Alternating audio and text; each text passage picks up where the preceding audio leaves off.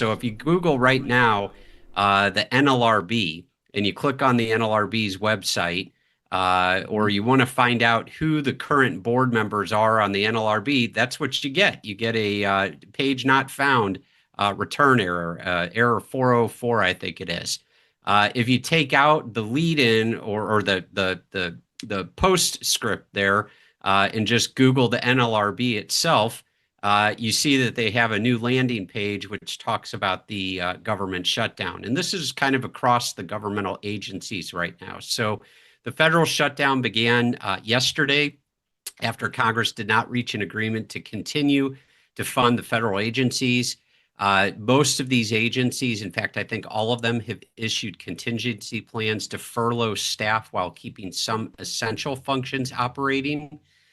So I'm going to talk just real quickly about the three. Burt, are you suggesting that the NLRB is not an essential function? Well, some of the NLRB's emergency operation contingency plans, they have some for emergencies right now, but by and large, they're not operating. So let's talk about the Department of Labor, the EEOC, and the NLRB real quickly. So according to the Department of Labor's most recent shutdown contingency plan, the agency has paused work by the Bureau of Labor Statistics, Veterans Employment and Training Service, Office of Federal Contract Compliance Programs, although I'm not sure what that consists of these days, the Office of Disability Employment Policy, the Women's Bureau, Office of Administrative Law Judges, Administrative Review Board, Benefits Review Board, and the Employees Compensation Appeals Board. So those have been shut down.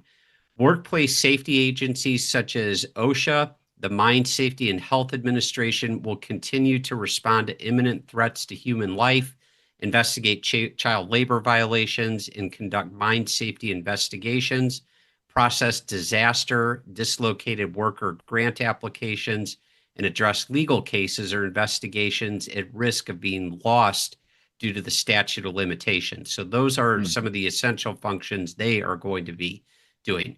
The EEOC has significantly reduced its workforce. According to the agency's contingency plan, the EEOC plans to keep about 128 employees while furloughing the rest of its approximately 1,814 employees. These employees will ensure that new charges are docketed. They will continue to litigate cases where a continuance has not been granted and preserve the, quote, security, integrity, and viability of the EEOC's information systems.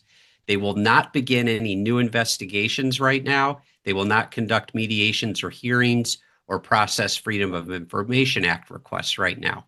And then let's talk about the NLRB real quickly. They will discontinue case handling, outreach, and public affairs during the government shutdown. The NLRB will continue necessary court actions.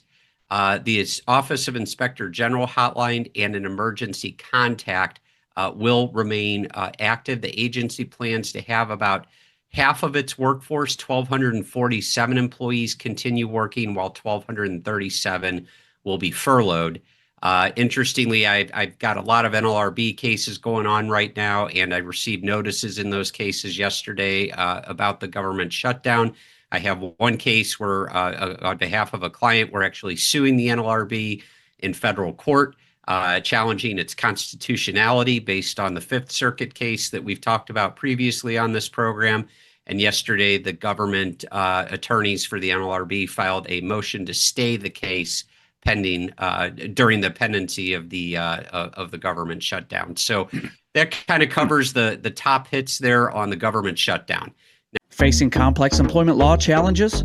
As an AIM member, you get direct access to Ogletree Deacon's top attorneys for expert guidance and defense. Call AIM at 800-948-5700 or visit aimea.org to engage expert workplace specialists today.